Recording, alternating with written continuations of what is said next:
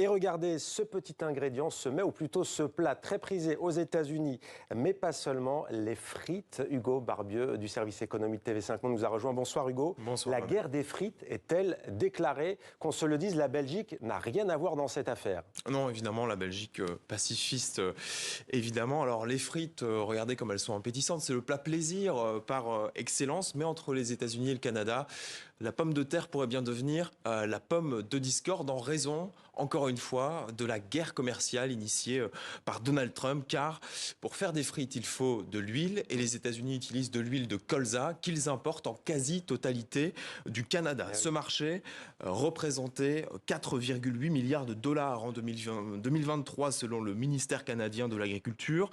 Et autre chiffre marquant, les États-Unis importent aussi des frites surgelées, également en provenance du Canada chaque année pour 1,7 milliard de dollars. Mais en mars dernier, Washington a décidé de taxer tous les produits en provenance du Canada à hauteur de 25%.